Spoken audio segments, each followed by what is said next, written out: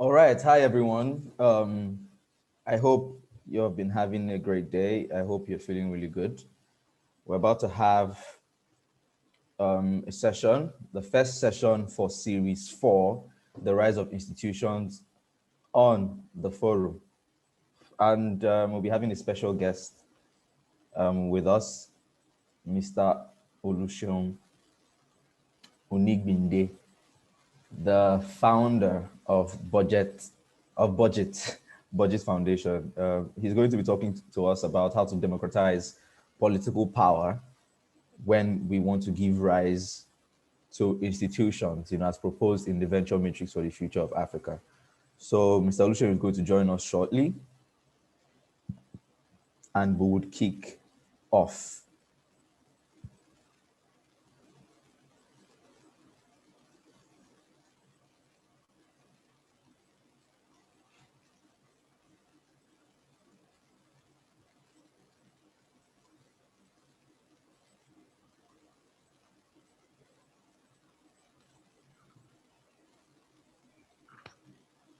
Hello, Mr. Seun. Hello. All right. Okay. Hello, sir. How are you doing? I'm fine. Good. Just trying to. Just a minute. Okay.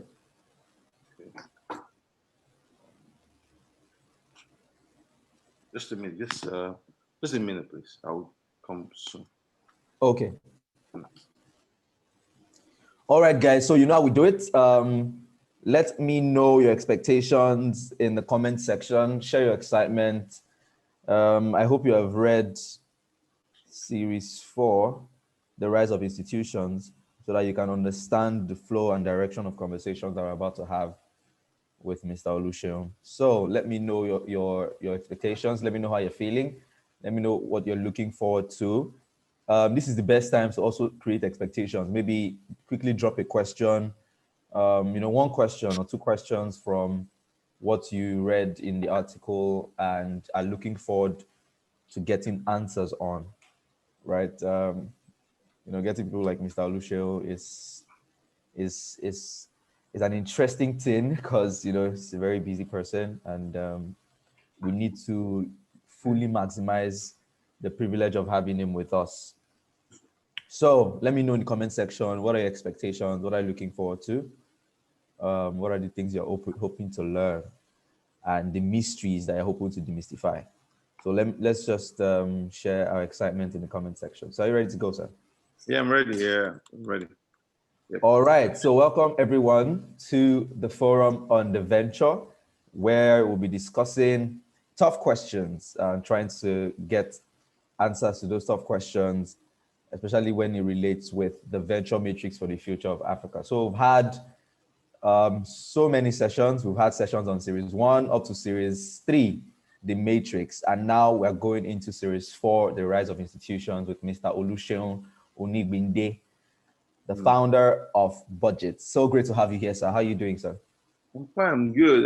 It's a pleasure to be here too. And thanks so much for doing this. And I already had a conversation prior to this very short conversation. I wish it was more. But like you said, it's always a challenging time to find opportunities for a long conversation. I'm 5 hours behind, and I like that itself messes up some lot of my timing. But it's fine. We'll find a lot of ways. I'm sure we'll find a lot of joy and a lot of opportunities as we go along the way. It's a pleasure. All right.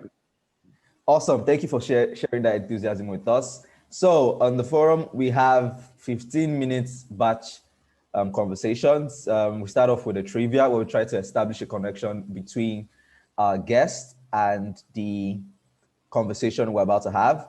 Then we have the discourse where we try to understand the environment around the conversation, the reality of the conversation. Then we have a strategy session where you give us practical routes to action that we can take. And then the forum, we focus down and zero in on one thing we need to do from after the whole conversations have been had. So first off, we're going to start off with the trivia.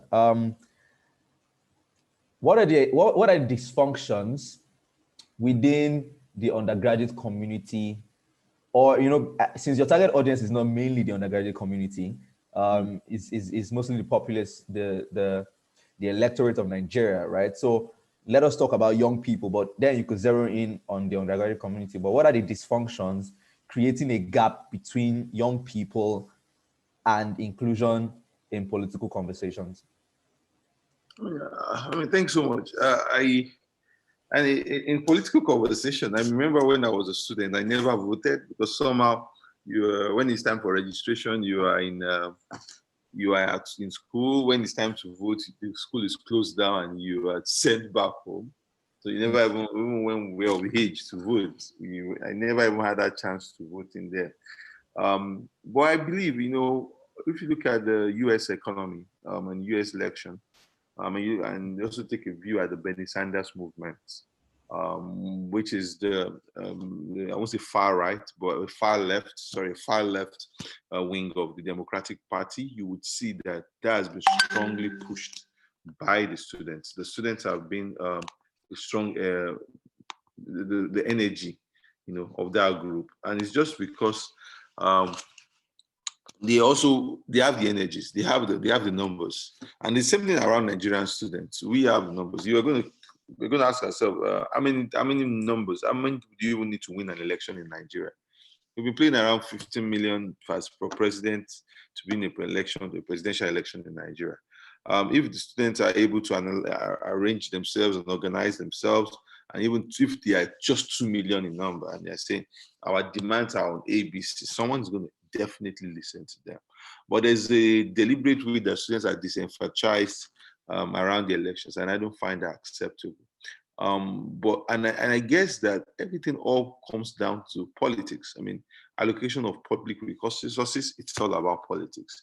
The governance systems, it's all about politics. I mean, we saw the Ondo State governor yesterday, despite all the whole crisis with the state university around school fees and things like that. He went ahead, he bought brand new cars for State House of Assembly members in a pandemic or in times when Nigerians are struggling. So I know he did that not because and he was the same person that was saying, "Oh, we can't afford to keep subsidizing the university, but there's enough money to buy brand new cars for legislators." So in any way, it all comes about self-preservation of the political elite, and that is something that we have to be extremely mindful of as students.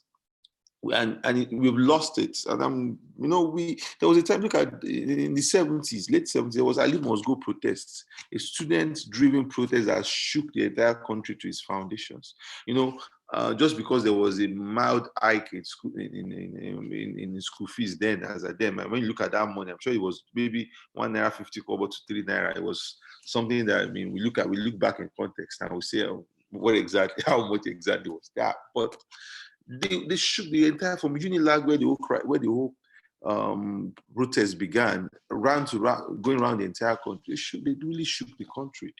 It was on the power of students understanding their organizing power, within. But a lot of times I've seen people turn student union governments now to self-aggrandizement and public opportunity to extort politicians. I think that's where we get it missing. The students have lost their organizing power. And no matter how much we look at it, the student union government is an institution within the framework. I mean, I was a member of the Student Representative Assembly for 4 years when I was in university. Contested for the SUG president in my school, even though I lost by 21 votes or something. So I mean, I also understood the transformative power of student leadership. But to be honest with you, we have eroded that over the years just because we have not understood that those spaces should be solely to protect student interests. But a lot of times it has also become more about preservation of its leaders. I think I would just leave it at that. Yeah.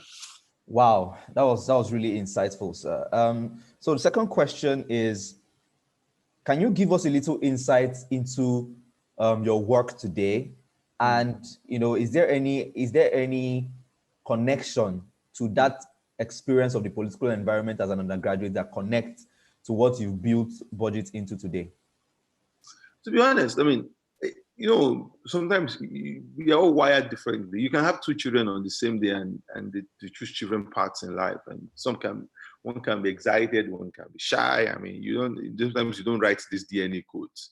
And I think one thing that has been consistent in my DNA code was leadership. I mean, and that's why I tell people I don't rule out politics from my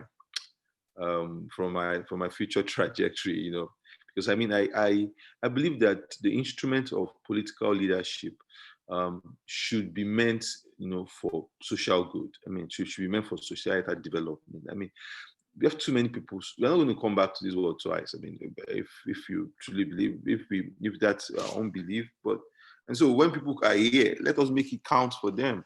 And one of the biggest instruments that we can use to make that happen is the use of public resources. I've always cringed at how at the situation of Nigeria over the years. I mean, it disturbs me. Even when I didn't have much, even then when my own family was also a lower middle class family, even right now, it's still a pain, And I believe that, right from that beginning up to when whereas even before I got to university, I was always writing articles, about Nigeria, the state of politics. Just a 17-year-old guy. When I got into university, I first joined the SRA. I joined the SRA in 100 level. I was in SRA in 100 level, which is the Student Representative Assembly. Then I became the faculty president in 200 level. That's to tell you how incredible but we were the inaugural sets. So there was nobody ahead of us. So in FUNAB, in engineering, so it was not impossible. Then I became the head of CDHR, Committee for Defense of Human Rights, for the whole school at 200 level. And it was also always about my own personal agitation, to see students demand, or to see young people demand a much more effective society. Until there's a demand, we cannot distort the political market space.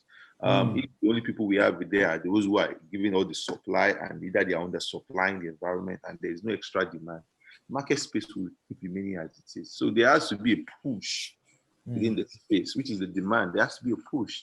I think that really, and getting out of university, I didn't win the SG election. I mean, I didn't feel bad about that too much, but I knew that there was also something much more bigger in terms of leadership, advocacy, politics, even in my own personal life. And I knew that, starting budget also was a product of all that continuous, reflection. I needed to do something. I was working in First Bank. Typically, a graduate gets a job in First Bank within 3 months of, NYSC.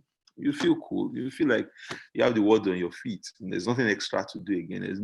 Nobody was expecting me to, say you're going to resign and start budgets. But I mean, you also have to understand that we have to be wired. And I don't want to get everybody to believe that has to be your path, But purpose is very, very important. As young people, as undergraduates, we must constantly reflect about what exactly is our purpose in the society.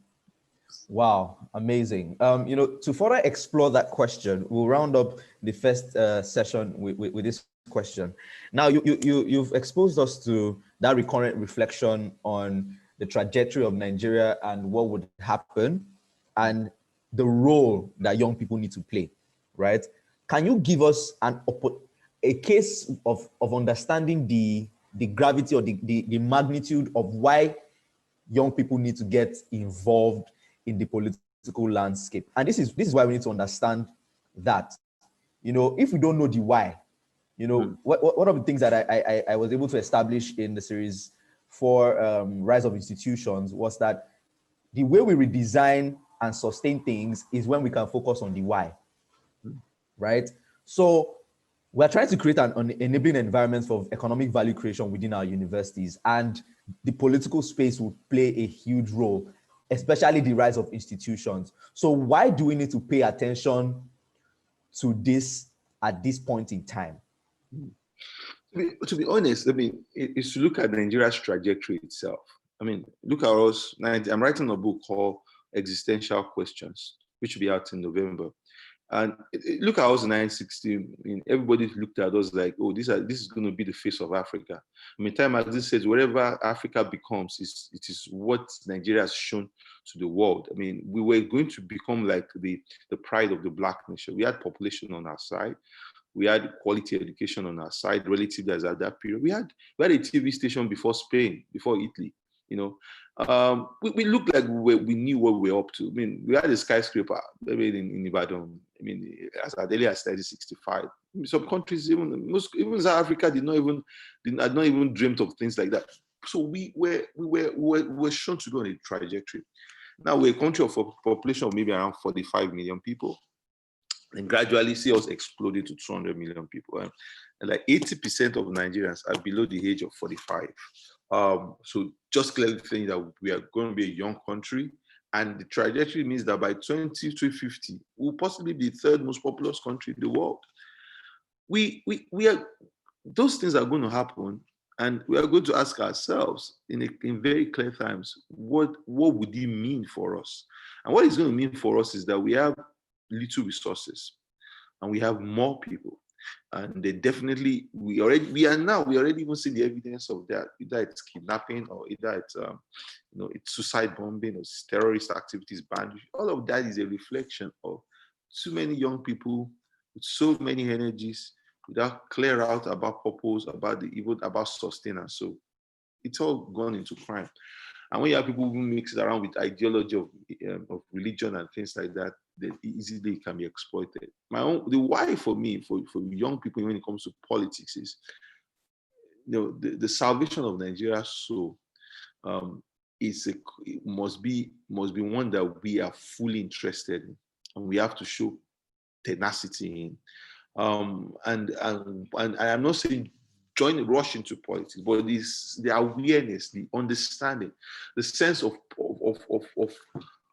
this country has to get better, and I have a role to play in it. It has to be constantly on our minds, because I mean, we can say, okay, maybe Canada is the escape route, but we cannot ship to Canada. I mean, all these Canada things is glamorized, but Canada does not admit more than 20,000 Nigerians. Does not admit more than 20,000 Nigerians in the last 3 or 4 years. So, I mean, we're a country of 180 million people. How many people would have the opportunity to go to Canada or to go to US or wherever? It's very important for us to understand that the salvation of Nigeria is important. And the reality is that there's a contention of forces, of people whose interest is to keep the status quo as it is. That those who are working towards the progress of society, we must constantly be on the side of progress. And I guess, and if you want to do politics, please go ahead. Now, I'm not talking about the politics that is big. No, I'm talking about retail politics. It could be just in your streets. It could be just in your word. It could be just that sense of, I have an extra amount of money and I'm using it to build engagement within my community. It could even be about a collapse within the community. Oh, there's a road that is bad, but I'm going to take an extra effort to reach out to the honorable of the member assembly to ensure that that road is done. People are going to be aware that, yes, Sophia Abdurrahman or Adeola took an extra effort to make sure that that route gets constructed. I mean, those are the kind of things I want us as young people to show much more interest. But like I said, it's all about interest, and their content interest, and their private interest, and their public interest. And if we are not ensuring that the public interest supersede the private interest, then definitely we're not going to get the society that we want. We collapsed as a country just because we lost interest in productivity. But we now moved into a rentier economy. Look at someone whose father built a house and left the person with a nice mansion, and the man died, and the son of the landlord, and I know I see this often in Lagos, the son of the landlord doesn't take care of the house, doesn't clean up the house, doesn't do anything at the house. All he does is he just appears once in a year and asks for his rent. And that's what exactly we have done. We have not polished, we have not garnished, we have not even thought of productivity. The only thing we did is we drill oil, we take rent. We drill oil, we take rent. And that's for something we never even worked for. I mean, that was not an oil that we say we planted or we seeded. It was something by force of nature that we have opportunity to get. So until we build a country anchored on productivity, that is exactly when we are going to become the country we should be. But if the country with its elite thinking and with its working class, it's up front, it just run around rent system, rent seeking, then definitely we can get the kind of country that we should have. Yeah. Wow, thank you so much for such insights. Wow, he has me he has me humbled. So let's jump into the next session, which is called the discourse. So in series 4, the rise of institutions, the discussion was about the democratization of political, social, and economic power through institutions. Now, there is a way that institutions are currently being built and run, and we need to understand that if we as a community will begin to create or drive ours within that our ecosystem. So the first question is, how can we understand, or what are the factors that define the power dynamics of politics? That political environment, what are the defining factors that the rise of that institutions need to be aware of to properly navigate that area, especially here in Nigeria and if possible, Africa? That's a tough question. There was a day I was watching a documentary on FDR. That's Franklin Delano Roosevelt, America's 32nd president. And he spoke about. He spoke some. There was a part that said the society prevailed on him to run for office, and that what got to my mind, it got to my attention, and like society prevailed on him to run for office. See, politics is a product of elite consensus. It's something we must first understand. See, people talk about voting, but voting is the lowest form of power in a democratic system. And the reason is because you are going to affirm the choices that the political elite had laid before you. I mean, so in 2023, you get a Tinubu and an Atiku. I mean, you are going to choose between what has been offered to you. So as people talk about voting, go and vote. No, it's important in a democratic system. Don't get me wrong. I'm not, because it's the lowest does not mean it's important. It's not important. But it's not what really transforms the environment. What transforms the environment is the process where leaders get, the process that gets leaders to appropriate positions. And that's why the society cannot rise beyond the prevalent thinking of its elites, which means that people deliberately, people who have resources, they have the educational abilities, they have the right thing, they have the exposure, and they, in their own self-enlightened interest, they make a decision for the kind of society that they want to create. I mean, the failure of Nigeria is not the failure of poor people. It's not the failure of people that collected 500 naira on election day. Those guys are basically on the strand of survival. They don't know better. They're just trying to exist. It is the people who have created the conditions that perpetuate them in those systems that we should really drag around. What exactly are you doing? And that's the reason why, we must be in that awareness that for us to be able to take part in politics, or for us to be able to lead in politics, or to even get opportunity in positions, there are gatekeepers, there are people within these spaces that decide it is the time for you to go. Now, in a decent society, you see that those things are put around. Okay, we know that you have worked for the society, you have served the society. We see quality of thinking. That's why you look at Kamala Harris, who is US Vice President. She was an attorney general of the state of California before you now say, okay, it's time for you to become a senator. Or you have someone like Elizabeth Warren, who was the head of one of the US antitrust agency. Now, Elizabeth Warren, we are now a senator. People have distinguished themselves to an extent within the private life before you now say, go ahead and do politics. Or a Martin that was captured in Vietnam, or a Barack Obama that was a Harvard law professor and I was a community organizer in Chicago. That's what you do before you do politics. Not because Barack Obama was a multimillionaire. It's a society thing. And that's what's the difference between what we have in Nigeria and what societies don't progress. The elite in Nigeria looks at who has much more money. Who can be much more controlled.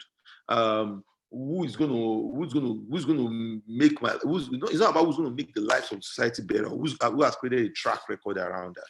I think that's where we have extremely failed. The kind of elites that we have in Nigeria, we don't have a consensus around a society that works. They have a consensus around their own self-preservation. And that's the first challenge that we have as a country. The second thing is that what do we now do? We need to create a counter elite. That's just the reality. We need to create a new elite. And it's not impossible. I mean, I always tell people, 10,000 people that are able to give 100,000 in a year to Nigerian politics, that's ₦1 billion. You know, ₦1 billion is going to go a lot. It's going to go far. You know, it's going to really go far, you know, in terms of what exactly, to some extent, in terms of making a statement around the kind of political system that we want. And until we create a new counter elite, and that counter elite, it might create its own platform, possible. It might still be embedded in the current mainstream systems that we have, but there has to be an elite with a new thinking who's more interested in the advancement of the society than in their own self-preservation. And until those counter elites rise up in Nigeria and they are deliberate about people they put in public office, people that lead institutions, we cannot get the kind of society that we want. Let me just Wow, so much. You know, I already told the leaders participating in the program that, you know, you are just a bundle. You know, you have to restrict yourself from how much you have to say. Thank you so much for that. Now, that brings, you know, that directly connects to the question I wanted to ask, right? Now, this rise of a counter elite, it would demand an institutional reform, an institutional approach, right? So how do we create these institutions? How do we build these institutions? How do we drive these institutions that sustain both the creation, development, and existence of this counter elite? So it's about how do we build institutions that are disruptive, basically, like budget. No, there's this quote by Ralph Emerson. He says, "Every great institution is a lengthened shadow of a single man. His character determines the character of the organization." And I won't say single man. I would just say, I mean, institutions are shadows of. It's like they are shadows of individuals. So I mean, Barack Obama came at the time and said, "Africa does not need strong men; it needs strong institutions." The reality is that Africa needs strong men and also needs strong institutions, because at the end of the day, it takes strong men to create strong institutions. The reality is that for us to create a counter institution, because it's a bit challenging when you see institutions of the state, and it's never going to be an easy task. I mean, INEC, police, the justice system, all compromised, you know, extremely compromised. So definitely it's not going to come as a tea party. And like Bola Tinubu keeps always saying, power is not going to be served a la carte. It's not going to be that we're not going to walk into a buffet and they say, "Oh, the menu is set, the menu is ready. You know, you can have it." The guys who are sitting in those spaces also hustled, struggled, either by proper or improper means, to keep the reign of what they currently have. It is going to be left for us to also be deliberate. Development of institutions requires some deliberate action and some organization. We need to organize, one, and we need to be deliberate. Then we need to also be able to understand compromise.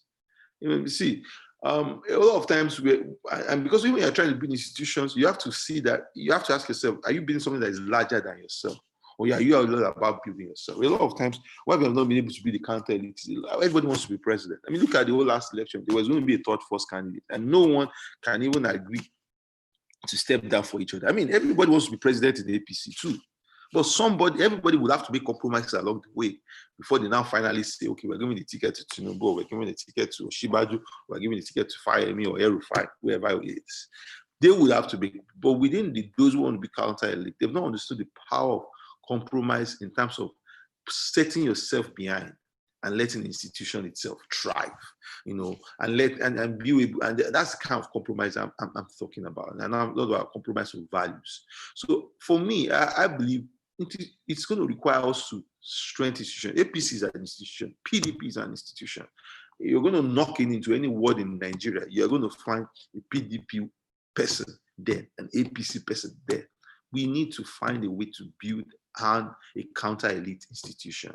And that's the only way we are going to be able to say Nigeria is going to change. Nigeria might change what we have right now. I mean, look at us. Okay, maybe in another 2 years, Lagos divided express road will be done. Maybe in another 3 years or 4 years, the refineries will be built. Maybe in another 4 years, second Nigeria. We'll get things done in Nigeria. But it's not going to be at the pace of what is required to really turn us around and preserve this country. That's my bigger problem. And until all hands are on deck, they're constantly thinking about how do we build strong institutions that will not respect of anybody. I mean, what do you call institutions? That institutions don't respect people. People respect institutions. So that's going to be on board. How do we ensure that resources are efficiently managed for the need of Nigerians? Not just because the public officer. Even I was watching a public officer was deducting 500 million naira every month for security votes. I mean, what exactly would that be? So we need institutions, and for us, the counter elite, we need to stop being lazy. We need to stop being pedestrian. If we are going to be able to decide that we believe that we need the Nigeria that we need is of this quality, of this standard, we need to rise up and do the work. Yeah. Wow. Thank you so much, sir. So now the follow-up question is that I love that you mentioned about resources, right? Now we understand the power dynamics and the power environment of politics. Now we understand how institutions are going to bridge that gap. But one other thing you will observe within that political landscape is that it directly affects the economic reality of the electorate, right? And the thing is, to be more strategic, we need to understand the places where politics and economics interface, so that for we young people who are going to take your advice to work towards creating a counter elite, we can hit, we can hit the nail on the head. So how do we understand the role of institutions and the interplay with the economic reality of every community or, an electorate? I mean, you talked about resources. Resources are going to be important. I mean, everywhere in the world. I mean, especially when we are running this expensive presidential system. I mean, in the parliamentary system, you only need to win your ward, your constituency, which means you are not campaigning to be president of Nigeria. You're not campaigning around the whole country and seeking constituency. You only need to win your constituency, and that's just it. And that's why you see in places like in the UK, there are people that they have worked well for the party. They have shown interest in social justice and also maybe the ideology of the party. They are told. So if someone is maybe from Oyo, because you know that Osun, maybe you know that Enugu State is always going to be a conservative seat. So you tell someone from Oyo to go and contest as a form of elite consensus, to go and contest in a safe seat, so that you can get that person into parliament.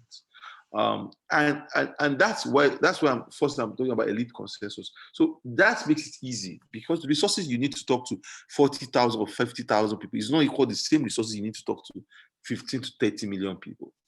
And that's make our politics so monetized, so expensive. And what I advise young people is, don't rush into politics. Very, very important. Be interested, be engaged, but don't run into politics because and lose the meaning of yourself. I see a lot of young people, they want to do politics, so they get in, and what do they try to become?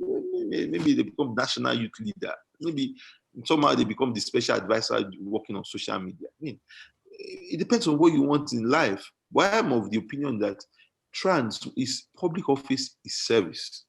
So in some sort of way, there has to be some preservation on your side. And that's why a lot of people get into office and it all becomes about themselves. Try as much as possible to have a decent economic means, a decent income means, before you say, I'm trying to jump into politics. Because if public office is about your own means of livelihood, you are going to compromise. There is no way you are going to become extremely part of the rot that is being created. You're going to become part of the rot. And so in some sort of way, focus your energies in the early part of it. You can be a member of a political party. You can attend ward meetings. You can do some little work within your community to be proximate. You might even not choose to be a member of the political parties where your engagement is at the level of, a social worker for the environment. I want to get this road built. I want to get this hospital built. We want to reach out to this member of our National Assembly. We want to reach out to this State House of Assembly member. That can even be your own part of your work. But it should be engaged in one way or the other. But in the actual fact, say, I want to just go and run for office and like that. Let it be something that, because that consensus also happens. Elite consensus is politics. So sometimes you will see sparks of good where people now believe that, oh, this person has done well for this committee. Let's give him our support. And you sometimes see that it's all about some guy just troubleshooted, just parachuted himself from one place and brought money and settled everybody in the community, and they'll find it to on. There has to be, I ask young people, focus for a first decade of your time of work, focus on building a name, focus on building a career, focus on building a reputation for yourself. And then now you now see that you now have, you are now in a space, where you can now say, okay, I want, to run for public office. I want to take part in public service, because really, let's be honest, how much does a president get paid? A president's salary is no more than 2.1 million naira. A senator's salary officially is no more than 900,000. A governor is supposed not to be more than 1.3 million. The excesses you see from those offices are just, public abuse. Are just abuse of resources. That's just what it is. So if it's by the book, what you're going to earn, there's really no glory in public office. Because by a lot of time get there and they have high expectations, and those expectations are not met. What is left for them to do is start, stealing resources or adjusting numbers. They're never going to move forward with that way. Yeah. Wow. This exposes us that there's a lot of work cut out for institutions. And one economic reality, especially for Nigeria, is that the bridge between the political elite, those actually holding the political power, and then the young people, and then the electorate, all of those stakeholders, those gaps are mostly created by the economics of it. Like now, for you to get into politics, as you said, you need your own means. In the ideal situation, you just need, to be above means. But in the context of Nigeria, how can you battle against someone who is earning in millions per month, like tens of millions per month, against, wants to run a campaign or something, and you are trying to crowdfund, you're trying to source for funds. So the economics of it is what is really creating that gap. That means if we in the undergraduate community want to get involved in the creation of institutions, I personally feel, especially by the proposition of the Venture Matrix for the Future of Africa, that the institution should be focused on democratizing economic power. Yep. So how can with this political consciousness, with the creation of a political will, how can we make sure that we create political institutions that democratize both political and economic power? I mean, that's a huge question, because it's a chicken and egg problem. The people that lead that narrative don't really do enough work in terms of democratizing economy. Because what creates economic power? At the end of the day, it's more about democratizing opportunities. Yes, sir. If we can't democratize, and you find out that in our own situation we have siloed opportunities to a few persons, just because somehow they are also connected to political power, and that's why it's a bit challenging, to see people rise, in terms of, except that, but I see a chance for us, and the chance I see for us is that with the oil pricing going down, with oil and gas, all of that space getting much more troubled. The place for us is tech, and I believe that if we're able to get more young people in technology, we can really build a form of economic power that can really transform the Nigerian environment. I'm talking about people being able to build solid tech products that can exit billions of dollars. Wow. Because if you look at those who really okay, let's do a small analysis here. Seun Makinde, he got his money from oil and gas, doing oil and gas services. Yeah. He got the Ogun State government, he got his money from oil and gas. Oil and gas, yeah. Yeah. Yeah. The governor of Kwara State got his own money from oil and gas stuff. Okay, then you have people like maybe Sanwo-Olu or the Osun guys that were just consensus from the elite to say, okay, guy, okay, go and sit down there. You know, or you like Akeredolu that built a reputation being a senior advocate. So in some sort of way, you can see that the way the politics is getting wired now is that you must be of considerable means, you know, to be able to afford to run in the system, you know. And the reality is that our own chance that cannot be that we don't need to go and queue at DPR, or we don't need to go and queue at NNPCs because we want the quota for oil exports, or we want the quota for or fuel import.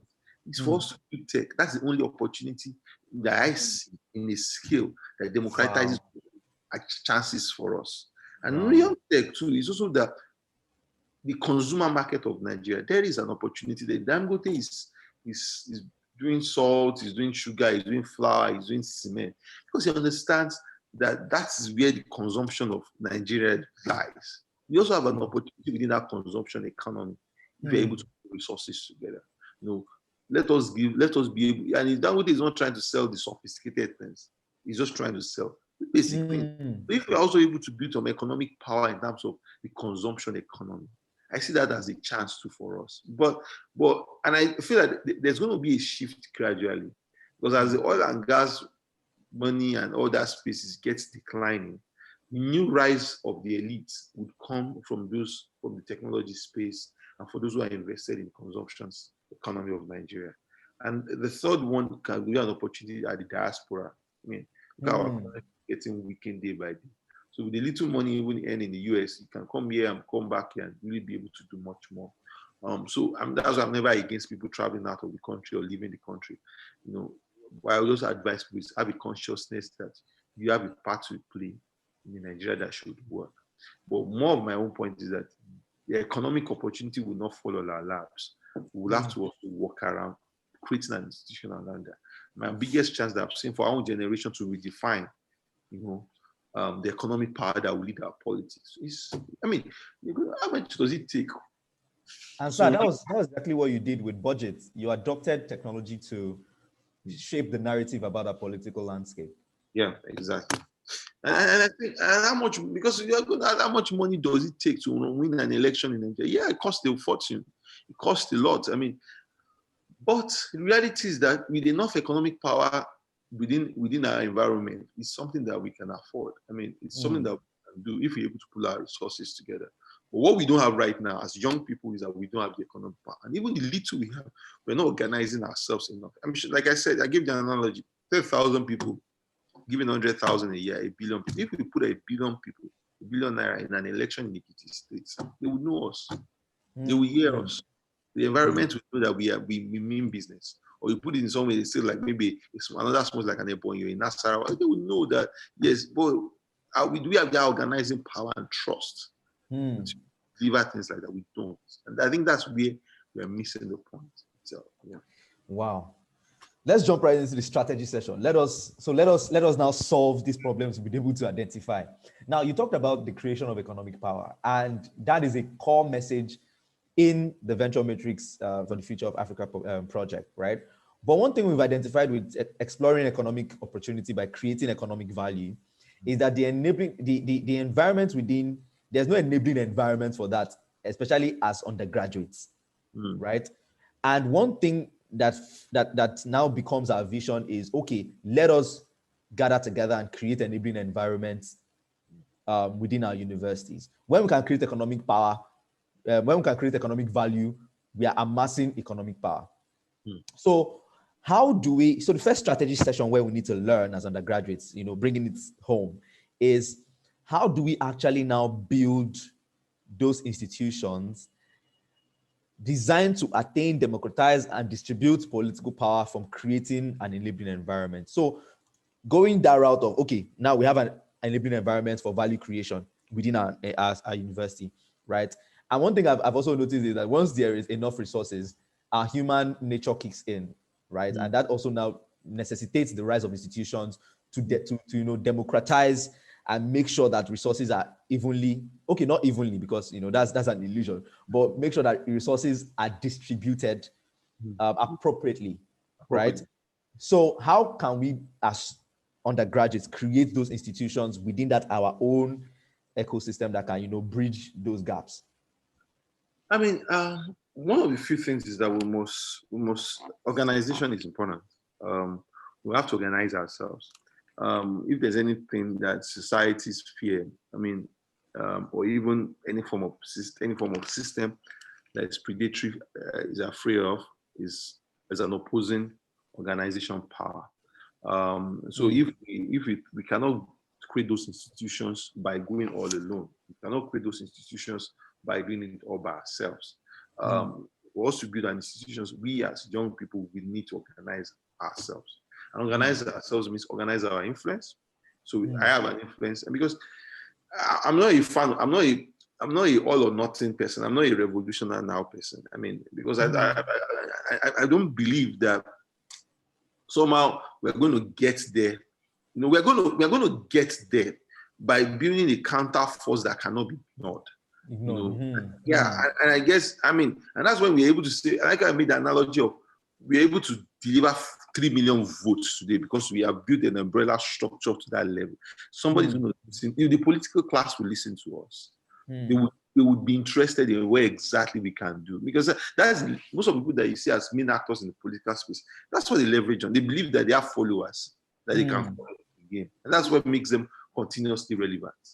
So in a way, we need to create some work on our organization as young people. The second thing we need to also do more is that we need to also now create,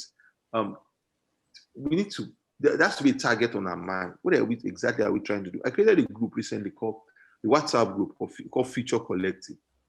And what was I trying to do? I look for my friends in APC, in PDP, those are neutral, and we all come together in a group. And so it's a no holds barred, unfiltered kind of conversation. And the question we're asking myself is, this generation of the political class is going to disappear in 10 years, no matter how you like it or not. This generation of the political class will disappear in 10 years. If you don't disappear by ill health, you will disappear by nature, or somehow you are going to leave. So in some sort of way, who is now going to be that replacement generation? The same people we have in the system that are trying to work their way up and they have been punished by the system, or their own children who exactly don't know the meaning of, some of them don't know the meaning of sacrifice or the work that needs to do. And I'm asking them, we have to find a way to deliberately build a replacement generation. And for us to build a replacement generation is that we need to, irrespective of wherever we find ourselves, APC, PDP, whatever, we need to decide and say, where exactly is our purpose? Wherever we're going to find ourselves in life, what exactly is our purpose? There's going to be our purpose to ourselves. This is what I want to personally do. But there has to be a bigger purpose around the institution of Nigeria. And I think that has to be our main aim. And so it's not something that would happen suddenly. It's not something that will happen next year or next 2 years. It's something that we will have to create a target right now, a purpose right now, and build around. We want in the next 10 years, people in this class to be the shapers and movers of policy in Nigeria. And we are going to be involved and interested and invested in them to make sure that they can get into those spaces. And I think that's what we have to basically do. The system we have as Nigeria, because of the complexity of religion, tribe, and the rest, it doesn't give us a lot of wiggle room to disrupt. It doesn't create an energy for a disruption in Nigeria. Nigeria is not going to be disrupted. Nigeria, everybody has that fans that say, oh, the country is one day, everybody's the like an Arab Spring. No, everybody says that thing. No, it's not going to be able. No, because look at ordinary El-Rufai was said. They say, okay, El-Rufai don't come to the NBA conference just because we believe that you did not respect court judgment at a particular time, or you are the Muslim in the judiciary. True or untrue, I don't know. But that conversation easily generated to, it's an anti-North agenda. Is because the Muslims are kicking against it. That conversation, the meaning of that conversation was lost to religion and tribe. And reality is that when you have a society that has nothing really to offer, the normal, the default offering is to divert attention into emotional issues around religion and tribe, identity issues around religion and tribe. That's exactly what we would have to just take. Like someone is writing a group, we will have to be patient and grow gradually, but grow with a purpose, and grow as a group, together. That's Wow. Wow, I totally identify with these points you've made, sir. In coordination towards a purpose, and we've highlighted that there are three tools that we'll need to achieve or explore this purpose, and which are what? Policies, projects or platforms, and then partnerships. So, as an undergraduate community, how do we best employ these tools to lead change through institutions that democratize political power? We have to be involved in those who are frontline leaders. When I'm frontline leaders of trying to demand an effective Nigeria. So we have wherever work is, whenever anyone is doing around electoral reforms, because under the normal electoral system, it's going to be challenging for even those with noble intentions to win elections. I do always do sample underground political work. I go to Ogbomoso. From Ogbomoso, so I go to Ogbomoso. I just speak to some few political leaders around. How does the political environment look like? It's always going to be always around. This person would have won this election, but we had to rig it in the last minute. This person could have won, but I've heard things like that often. That she could have won, but we had to adjust the numbers. And that's reality. Our electoral system will not deliver the kind of results we want. So when we want policies to happen, we also have to start aligning with frontline leaders who are trying to make that change happen. The work budget tries to do on fiscal transparency, the work that people like Clark or people like Yaga are trying to do when it comes to electoral reform. We also have to find a way to build partnerships with people like that so we can amplify that kind of conversation much more. But those policies are important to really transform how the environment that we are going to have. Project, proximity. I will tell people about proximity because proximity is what begets trust. Wow. There's always this approach of we're going to run for an office 3 months to an election or 4 months to an election. It's better we take extra attention at being proximate to people, being involved with people. I'm not going to be under illusion that I will sit in the US, I will sit in Lagos, and I'll just jump into Ogbomoso and I want to run for House of Reps. We have to sit back, be proximate. You understand? A lot of times we say it's stomach infrastructure. The reality is that's what the politicians has found as an entry route of proximity. And if we're in that game, we would have to be able to play that game also in some sort of way. Wow. So that we can earn trust. Because we are not going to earn trust on speaking high level English for the kind of the literacy level environment that we have in Nigeria. We need to understand what proximity means. I'm not talking about sharing a bag of rice. Proximity could be exercise book for their children. Proximity could also mean empowerment training for their women. Proximity could mean that when this whole pandemic was happening, we encouraged the people in the community to make face masks and we could take a bit off them. And we were able to distribute all of that. That is what I mean by proximity. We can't stay away from communities and we expect now to reap gains from those environments. Because at the end of the day, we become too great to be ignored even by the establishment political class and say, okay, guys, we will give you a shot to really go ahead for this. And I think that's what I want us to do more as young people. Not us, carrying tall fences and believe that it's all about us. And I'm not saying that we need all the money to do this. Just the intent or just showing up is extremely as important. And the third part, when you speak about partnerships, that's the only way we can really thrive as young people. Because what I fear most for Nigeria is indifference. Indifference of the citizenry to the You're right, sir. You're right, sir. Look at the increase in fuel prices. Look at the increase in electricity. In Nigeria 10 years ago, there will be agitation, there will be anger, there will be a lot of pent up vexation. Like we need to go and protest, we need to get angry. You can see, even if you make that fuel price 200 naira tomorrow, it looks like Nigeria have resigned to faith. They have Hmm. accepted, like, okay, I'm indifferent to whatever the standard environment is saying, and there's some sense of powerlessness, going on Yes. in the Nigerian side, and that gets Hmm. me worried a whole lot of way. Hmm. And it's going to be important that for us to be able to end that trust, for us to be able to transform that world, we need much more partners. We lost in a few things, and I always tell my friends in society, Hmm. when Buhari came into power, everybody was carried away with his blitz. Hmm. When he first increased the fuel to 141, Labour called for protest. And nobody showed up for the protest. Everybody sat at home and said, oh, Labour has started protesting again. So Labour now is not even calling for protest. Because you've broken that edge of trust that they had Hmm. with society and organized unions to say every time at least there should be some reflection within political class. Okay, before we can increase fuel of price, we need to end trust to do that. So we're going to take some steps. Maybe it's to cut cost of governance. Maybe it's to be able to make sure that the communication of the remover is much more empathetic and much more subtle. But Hmm. at this point, the political class does not feel any form of pressure or demand. So Hmm. they see the chance to do whatever they want. So it's very important for us, to constantly be able to carry to form partnership with frontline leaders and build that bond together. That's the only way we're going to be able to transform this. We can't run it alone. Hmm. And we can't even run it on the current systems that we have. We're not going to win elections on the current systems that we have.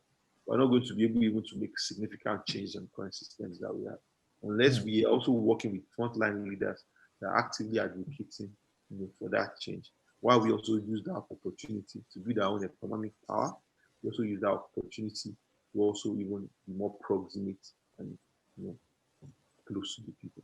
That's what. Wow. Wow. We're 5 minutes close to the hour mark, so that means we have only. I would have loved to follow up on that, but I have to respect your time. So we're going to take the last question, round up with the forum, right? So in all of this wisdom you've shared, all of these insights that you've freely given to us, what do you think as the undergraduate community? Because I made a post on my status, I think yesterday, that when it looked like having everybody at home, and by everybody I mean the undergraduate community, go home to their parents, it looked like the safe haven, right? But I felt it was the biggest disservice because of how productivity has dropped within that community. So within the context of where we are now, amidst all of the wisdom you've shared, what do you think is the one thing we first need to, as you say, organize on, you know, going forward, going forward? First, I will tell people that first, it's a young time of our life. I believe that the formative times for a child or for a person, I'm not saying child, for a person is in your 20s. Uh, Mm, that's really when you're able to set an agenda. And I'm not saying that all the fruits will bloom in your 20s. I'm not carrying that illusion. I'm mm, just saying that where you can actually turn the parts of your life, is really in your 20s. People say when you get married, you can't even change a TV station in your house. Uh, so what I advise people is this is the chance for you to really define purpose. And I mm, don't want us to carry a messianic thinking to Nigeria. true. Nigeria would, we would play our part, but before we have to play our part, we must have the capacity and the competence to really even able to even do it. That's what I Mm, advise young people is that this is the time to really define what exactly you want to do in life and be able to aggressively and passionately pursue it. So I will focus first on the individual at this point before even I'm thinking about what am I going to do for the community of Nigeria. mm, Let's let's I mean let's to God's glory. I will say okay. I can call someone today and say, Mr. Someone this that. Are you going to be able to come for our event? And he will somehow show up. If you can't show up, say, oh, I can't show up because of this reason or not. No, because you're able to build your own capacity to that level. And I think that's what we should do as more young people. Pay attention to develop ourselves. Pay attention to be deliberate about our work and its visibility. mm, Um, Pay attention to also organize some form of sustenance for ourselves. One. Second is now carrying a sense of community also with us. We also can think that it's going to be all about us. Even as we try to improve ourselves, we're also thinking clearly as undergraduates, a sense of not just in Nigeria that works for me, in Nigeria that works, for everybody. I run a small charity personally. I run a scholarship for my church in Ibadan, Agbala Itura,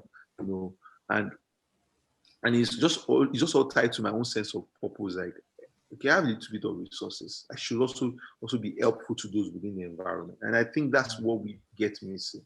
And that's what you even see a lot of people that are not empathetic, just because public office also becomes an opportunity for wealth accumulation, for wealth, it's very important that for us as young people, let's have a sense of community. Let's be helpful to others. Let's be helpful to other groups, and let's create partnerships in there. And that's what's going to be much more useful for us right now. And thirdly, let's organize towards a goal. I mean, that's what I've said. Let's organize towards a goal. And a goal is going to be a 5-year, 10-year, 20-year. Let's organize towards a goal in terms of the story of Nigeria. When it comes to the story of Nigeria, this is where I want to be. This is the part I want to play. I want to play change in the health system of Nigeria. I want to play the story change in the education system of Nigeria. I'm going to be able to walk around it, build my competence, build my capacity around it. If it means I have to go and do a master's around it, I have to do. If it means I have a foundation and NGO, I have to do. If it means I write papers and books around it, I have to do. I'm going to get my capacity to a point that I can no longer be ignored. And I'm able to have an opportunity to make my own change within the system. Those are the things that I want us as young people to have within our mindset, as we go along the way. Thank you, sir. Wow, this has been such an exciting and fun session. Thank you so much, Mr. Seun, for sharing such gems with us. I trust that those who are participating now and those who would have to follow up on this, especially within the program, they are going to be impacted, and you're going to see concerted action from this. At least I owe that to you for having you spend an hour with us. So thank you so much, Mr. Seun. I hope you had fun engaging us. And yes, the comment section. Yes, everyone is showing excitement in the comment section. But please, before you go, I think I saw one question that I would personally like to also get an answer to. It was about age. Someone was asking about, yes, do you think there should be an age consideration in our political institutions? And are you in support of the not too young to rule? Okay, of course you are.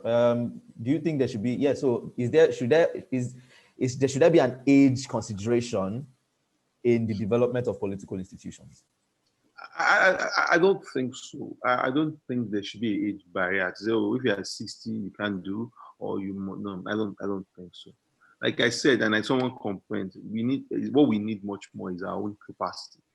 As young people, when we meet public office holders, what we do, are we trying to get a selfie? We're trying to make a statement of our capacity. We have to be able to come in a way that we sound like the real deal people. We know what we are saying, and we understand our facts, and we understand these things. I mean, that's what I advocate for people.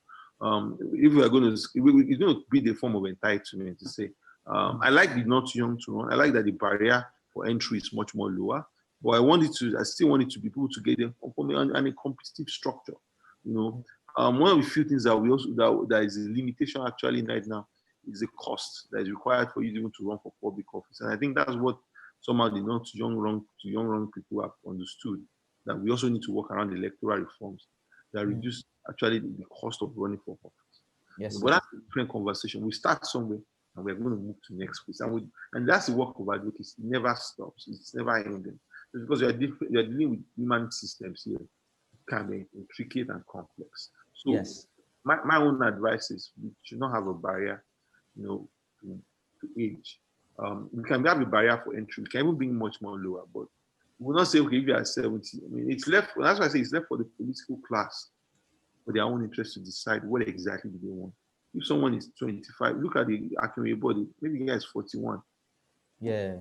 The commissioner in the Ekiti State, the guy who is the commissioner for finance is much younger than him. I mean, and we have had people, they got a commissioner of youth, commissioner for youth transport, or your state. I think it's less than 30. Yes. Exactly. That's the kind of. But that also does not mean competence is the only. I'm not saying those guys are not competent. I'm just saying being young does not define competence or does not define capacity. Let's be the ones who invest much more in ourselves, and so that the political class say that this guy can bring value much more to us. Okay, sir. Please, one more question, please. This will be the final question. Okay, and I really like this question. It's about, so I think we need to, now, I really love that all of the things you've said, you've steered away from the government, right? It has been more self-responsibility as the undergraduate community, but we still need to understand the role of the government if we want to understand how to play within that area. So, in creating an enabling environment for young people within the undergraduate community, what are the approaches that the government must take in bridging the gap between industry, government, and institutions? Or to better rephrase that question, what are the parts that we can actually hold the government accountable for? And what are the parts that we are supposed to be responsible for? I agree. I mean, I ran away from government because I know that, and I intentionally did that because I like young people to foresee destiny as theirs. Yes. And be deliberate about defining their own pathway, and coming from a point of capacity. But reality, to hold government accountable, one, service delivery. And that's mean about what are supposed to be in our school that are not there. What exactly is supposed to be there? And for example, people who go to public universities, or people who live in communities where you have a primary school, a secondary school. What should the standards be like? Service delivery is something that we can hold government much more. So let's get the bright, and look into the budget, to work into what budget is doing or what other organizations are doing. We need to hold government accountable on service delivery. I want to see young people every day, the same way they talk about what's the name of that girl that was evicted? Erica. Yeah. Erica. I jokingly told people that if you plan a coup in that afternoon, nobody will even know that the coup has happened because the whole country was just fixated on Erica. I wish also have that kind of energy. I wish that kind of energy, and energy that we all go and say this is the quality that its university should be. This is the quality a primary school system should be. This is the quality an education system should be. Because you see, public resources are finite. That means they are limited. Yeah. And as long as we are not putting on the pressure to get resources to be effectively more used for the society, as long as we are not getting public use for the society, it will keep being used more for private interest. So it is in our own interest to constantly agitate that can this be a living condition of students in this 21st century? Can this be the living condition of an hospital in the 21st century? And be able to provoke the emotion of those in public office to do what is right. Because there's enough resources to some extent to do what is right. So that's my own, that's why I feel we can do much more.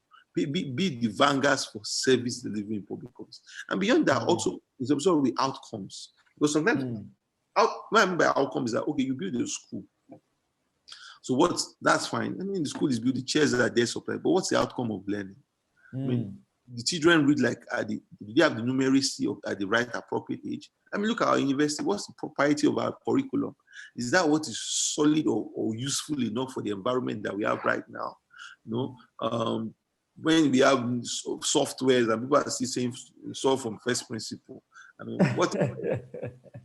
What is the usefulness of solving from first principle in a world that is now governed by software? So you're analyzing circuits by hand. When exactly I say superposition theorem, something theorem, there are math labs, are solutions that would analyze the circuit for you and you can move on from your life. Being able to also now does not think about physical structure, but outcomes. The outcomes that we can now say, we just didn't build a school, but we now have students that are properly trained. People just didn't go to universities but they are now fit and proper for the competitive environment. Those are the things that we also now have to start even agitating as young people. That we want service delivery, but you must go beyond that to also look at the soft element of the systems that deliver the right kind of education or the kind of healthcare systems that we want. And until we are able to do that, we are not going forward. we're not going forward. And I think that's where the young graduate should do much more. You know, and even if it's not happening, I mean, the world is always start. I mean, people forget that I'm an elect graduate. I did electrical electronics engineering in school. Today I do budget experts analysis for different, even the World Bank, we do a lot of analysis for them. It's your choice to take the opportunity to learn and find out and continuously invest much more in what you do. I mean, it's your choice to alert from system UI server. They say it's rocket science. Well, I don't know. Even if it's rocket science can be learned. So take your time, you know, and invest. See yourself as a global citizen. Don't see yourself. Yes, sir. Exactly. Don't judge yourself by the standards that were afforded to you in the university. No, you'll be doing a huge damage to your capacity, or you'll be doing a huge limitation to what you can be. Think, if we are doing environmental management, so what are the best standards in environmental management? Go further and find a way to learn, to be able to be proficient and to be standard in that. That's the only way. And you can now build your own advocacy to be advocating for a system changing, because that system is also complex. I mean, is it our universities that some of them are not computer literate? Is it the lecturers that are really not, that are resistant to change and say, okay, this is how they have been teaching? I mean, when I was in university, we had people that say, this is how we're teaching. This is what we're teaching in 1982, and it was carrying me with pride teaching us in 2005. I mean, you have to be able to. We have to understand that these systems takes time, you know. But if we are going to, we first have to agitate for our own self survival. Let me if I use that word before, and now work around what can we even do to transform the community. That's the only way I see this. I'm going to send a link to this.